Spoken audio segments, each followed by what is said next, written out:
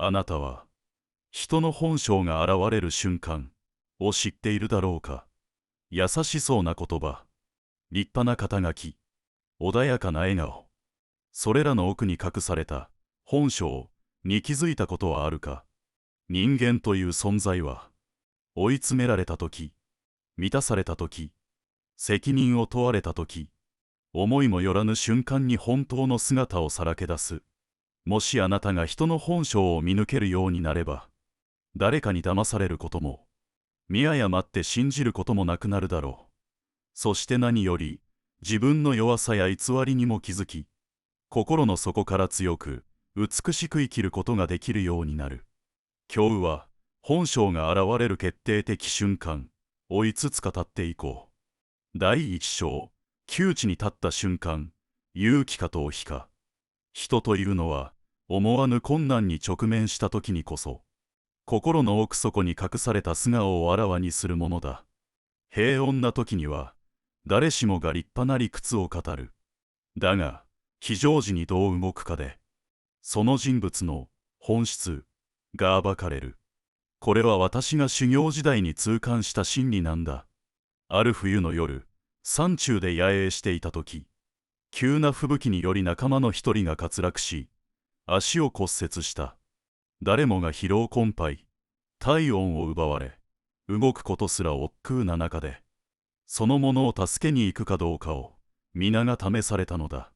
ある者は沈黙し、目を伏せた。またある者は躊躇なく崖を降り、彼を背負って戻ってきた。私はその場面で、人の真の強さと弱さを見た。日頃の言動では判断できなかった心の深層が、この一件で鮮明に浮かび上がったのだ。人間というのは、極限の状況において、意識していない本性を露呈する。だからこそ、あなた自身も覚えておきなさい。追い詰められた時こそ、己の心をまっすぐに貫くのだ。恐れという感情は、誰にでもある自然なものだ。それ自体を否定する必要はない。大切なのは、その恐れに飲まれず、自らを保ちながら進むことができるかどうかにある。私が若い頃に実践していた心身統一法には、この恐れと共に歩む技術が凝縮されていた。まず呼吸を整えることが肝要だ。丹田を意識して深く息を吸い、ゆっくりと吐き出す。この繰り返しが心のざわめきを鎮める第一歩となる。呼吸が浅くなれば思考もまた浅くなる。深く長い呼吸によって体と心は安定し、冷静さを取り戻すのだ。次に大切なのが姿勢だ。背筋をまっすぐに伸ばし、胸を開き、視線を遠くに置く。この姿勢は心の迷いを振り払う力を持っている。体が整えば心もまた立ち上がるのだ。恐れは敵ではない。むしろ自らを成長させる同志であると知りなさい。勇気とは恐れの中に止まらず、一歩前に踏み出す力なのだ。そしてそれは生まれ持った才能ではない。日々の鍛錬によって育まれる選択の習慣なのだよ。人は追い詰められた時こそ真の姿があらわになる。その時、逃げるのか、それとも恐怖に震えながらも一歩を踏み出すのか。私は心身統一法を通じて学んだ。恐れとは心が勝手に作り出した幻影に過ぎないと。だからこそ心を静め、体を整え、今ここに集中することで、どんな窮地であろうと、人は勇気を振り絞れる。それは鍛えれば誰にでもできることなのだ。勇気とは特別な才能ではない。日々の選択の積み重ねなのだ。今日はもうダメだと言いたくなる朝でも、わずか一歩だけ前へ踏み出しなさい。その一歩が心を変える。そして心が変われば現実も変わる。窮地に立った時こそ、あなたの中に眠る力が試されているのだ。逃げずに一歩を踏み出しなさい。第2章、権力を握った瞬間、器が試される。人はどんなに穏やかで正直に見えても、権力を手にした途端、その心の奥底があらわになることがある。それは大企業の重役でも、地域の自治会長でも同じだ。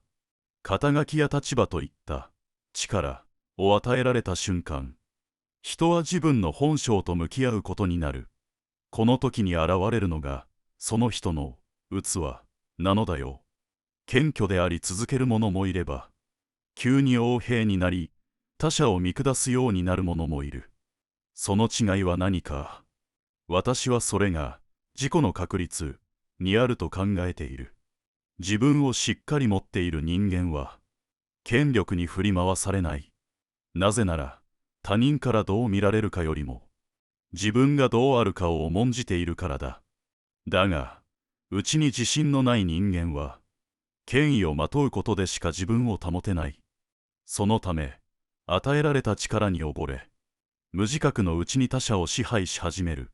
この現象は古今東西、どの時代にも見られる。だから私は、どんな小さな立場であっても、力を持った瞬間の振る舞いにこそ、その人間の真価が宿ると確信しているのだ。権力を持つということは、それだけで周囲に影響を与える立場にあるということだ。だからこそ、その力をどう使うかに慎重でなければならない。力を得ることで、人は試される。それまで隠されていた欲望や、劣等感、虚栄心が、ふとした瞬間に顔を出す。それを抑え、自制できる者が、誠に信頼される人間なのだ。ある氏がこう言っていた。力を持った時にこそ、人間は裸になる。肩書きや権限の裏に隠れていたものが、あらわになり、人となりが露見するというのだ。私はこの言葉を聞いてから、自分がどんな立場になろうとも、常に自分を客観視する目を持とうと決めた。例えば、部下や後輩に指示を出すとき、それが本当に相手の成長につながるのか、それとも自分の優位を示したいだけなのか、その違いを見極める努力が必要なのだ。権力は人間の本性を試す試金石だ。それをどう扱うかがあなた自身の未来を形作る。そして最も恐ろしいのは、自分が力によっていることに気づけなくなることだ。だから私は言いたい。力を持った瞬間にこそ、最も慎重であれ。それができる者が、真の意味で信頼を得るのだ。力を持ったとき、その人が何を語り、どう振る舞うかを見れば、その人物の本質が手に取るようにわかるものだ。誰かの肩書きや経歴に惑わされる必要はない。その人が力を手にしたときにどう変わるか。それだけで十分なのだ。私はある経営者を見て、強くそう思わされたことがある。その人物は、平社員の頃はとても丁寧で、周囲との調和を大切にしていた。しかし、昇進して管理職になった途端、態度が急変したのだ。部下に対して高圧的になり、些細な失敗を許さず、怒鳴りつけるようになった。これは一例に過ぎないが、多くの人間が力を得た時に自制を失う。だから私は、自分が何かを任された時には、まず、自分が何者でありたいかを問い直すようにしている。力を持つことは、決して悪ではない。だが、力は、人格を拡大するレンズでもある。その人の本性が、より大きく映し出されるのだ。謙虚さを持ち続けた人は、より敬意を集めるようになる。一方、傲慢になった人は、孤独と不信を招くだけだ。力を得たその瞬間からこそ、真の自己修養が試されるのだ。第三章、金が手に入った瞬間、感謝か傲慢か。金とは、人の心の奥底に眠っていたものを、一気に表に引きずり出す不思議な力を持っている。これまでつつましく、謙虚に見えていた人が、まとまった金を手にした途端、態度が一変し、他人を見下すようになる。私はそんな姿を何度も見てきた。金そのものが人を悪くするのではない。金は、もともとあった心の傾きや欲を、大きく拡大し、あらわにするのだ。金を手にしてさらに優しくなる者もいれば、冷たくなり利己的になる者もいる。だからこそ金は魂の試金石と言われる。ある富豪は毎朝庭の草木に手を合わせるという。私を支えてくれたすべてに感謝していると言っていた。その心こそが金に支配されぬ人間の姿だ。金を得た瞬間こそその人の器が試される。そこにあるのが感謝か傲慢か。それはその人が積み重ねてきた生き方そのものが静かにしかしはっきりと現れてくる瞬間なのだよ。金を得ると人はつい浮かれてしまいがちだ。だが天風哲学では得た瞬間こそ心を見つめ直すべき時と教えている。私がそのために用いているのが感謝呼吸法だ。これはただの深呼吸ではない。呼吸とともに感謝の念を込め、欲望を鎮め、冷静さを取り戻す。極めて実践的な精神統一法である。やり方は単純だが、効果は深い。まず、静かな場所に座り、背筋を伸ばし、目を閉じてゆっくりと息を吸いながら、ありがとう、と心で唱える。吐くときには、余計な不満や不安を、すべて手放すつもりで息をゆっくりと吐き出す。たったそれだけだが、この呼吸を毎朝数分行うだけで、心の波は不思議と静まってくるのだ。金を得て心が乱れそうなとき、この呼吸は自分を中心に引き戻してくれる。私も予想外の大きな報酬を手にしたとき、一瞬の優越感に飲まれかけた。しかしこの呼吸をすることで、これは私一人の力ではない、と思い直せた。金はその力ゆえに人の姿勢を狂わせやすい。だからこそ日常の中で感謝と向き合い、呼吸を通じて己の軸を確認する習慣が必要なのだ。金に振り回されるか生かすか、それを分けるのは心の在り方である。感謝呼吸法はその分かれ道を照らす火なのだ。金はその眩しい輝きの奥で人間の本質を暴く冷徹な鏡のような存在だ。手にした瞬間、口調が変わり、態度が高慢になる者がいる。逆に、どれほどの富を得てもなお、感謝を忘れず、周囲に心を配れる人もいる。その差は、長年にわたる心の鍛錬と習慣の違いに他ならない。私は尊敬する老商人からこう教わった。一銭でも粗末に扱えば、心も同じようにすさむ。この言葉を聞いたとき、私は背筋が伸びる思いがした。金をどう扱うかは、その人の人格そのものである。金は道具であり、力でもある。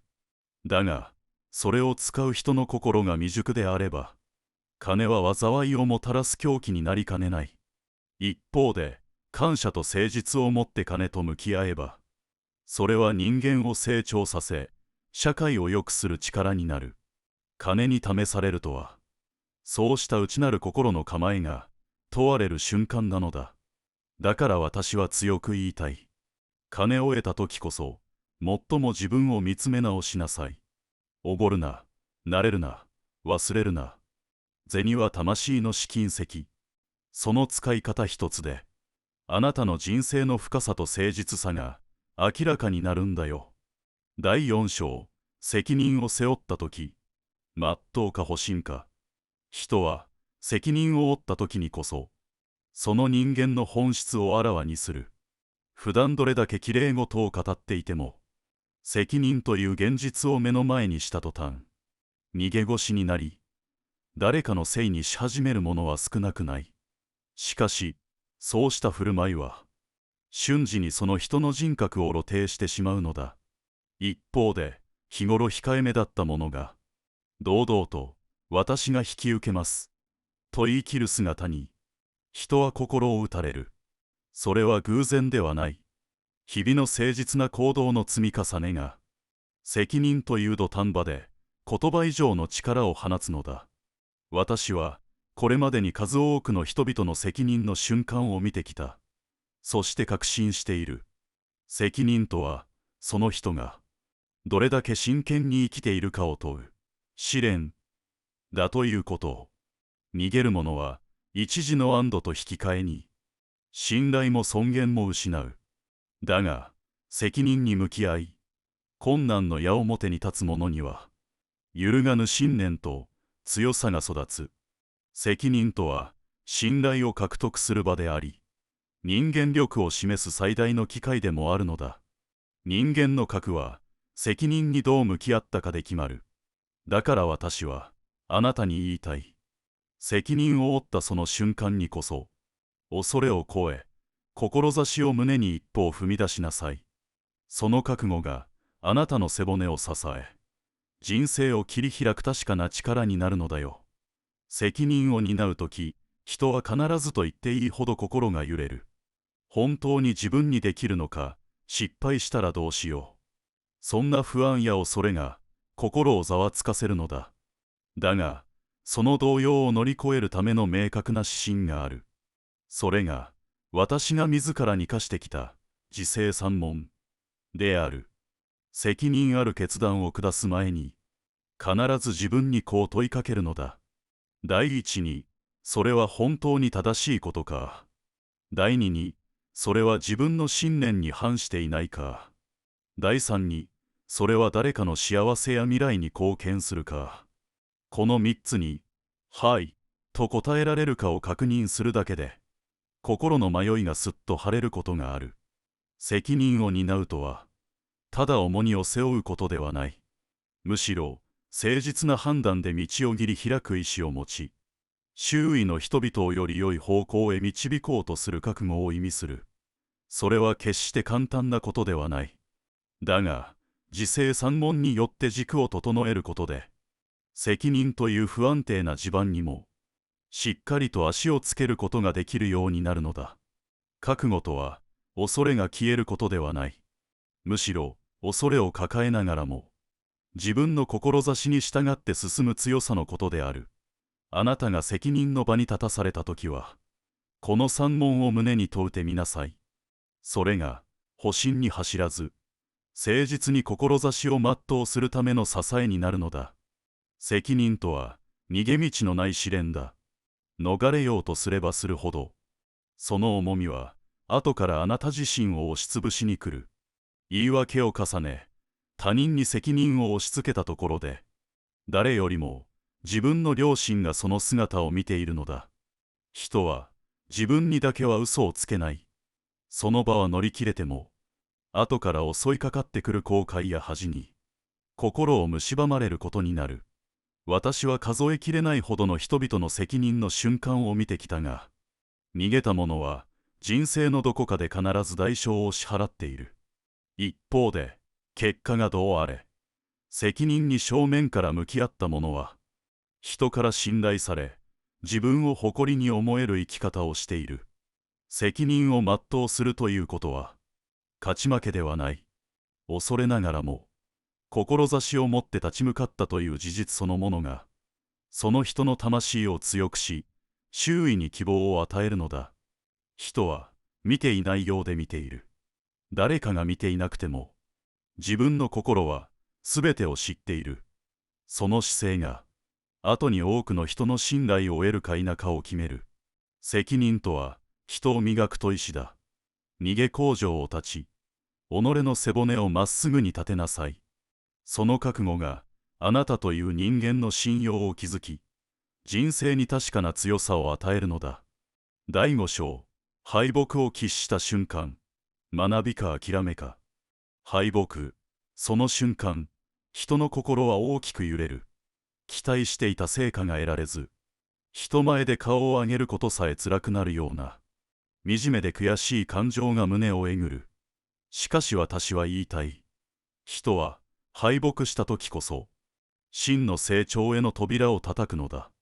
うまくいっている時には見えなかったものが、負けた時にははっきりと見える。自分の慢心、準備不足、思い込み、弱さ。敗北は、それらを余すところなくあぶり出してくれる。それは決して恥ではない。むしろ、敗北こそが、魂の奥底を照らし出し、新しい自分へと脱皮させてくれる機会なのだ。私は実業の世界でも、命を懸けた戦場でも、何度も敗北を味わった。だが、その度に、その悔しさをただの痛みで終わらせるのではなく、学びとして抱きしめるように努めてきた。敗北とは人生の教師だ。目を背ければ何も得られない。だが向き合えば、そこには次の勝利の種が眠っている。敗北した瞬間にこそ、あなたの魂は最も素直になる。その状態で学べるものこそ、誠に強く、美しく成長していけるのだ。恥ずかしいのは敗れることではない。敗れたことから目を背け、何も学ばないまま終えることなのだ。敗北を経験した後、人は二つの道に分かれる。一つは、その悔しさに耐えきれず、すべてを終わらせてしまう道。もう一つは、敗北の痛みを受け止め、そこから学びを得て、次に進む道だ。敗北をどう受け止め、どう意味づけるか。それが、人生の質を大きく左右する。私も過去に、ある事業で大きな敗北を喫した。当時は、情けなさと怒りで胸がいっぱいになり、誰とも顔を合わせたくなかった。だが、私は逃げずに自分の過ちと向き合った。そこには、準備不足や過信、そして、自分なら大丈夫、というおごりがあった。それを認めることは、正直に言ってつらかった。だが、その辛さに耐え、自分の中にある原因を直視したとき、私は次に挑む力を取り戻すことができた。敗北は、心を耕すチャンスである。言い訳をやめ、責任を受け入れるとき、人は思いもよらない成長と気づきを手にすることができる。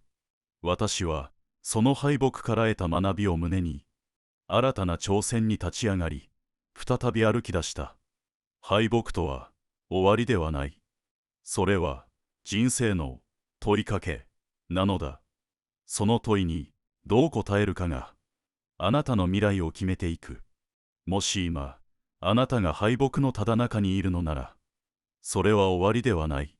それは、新しい自分を育てる、大いなる始まりなのだ。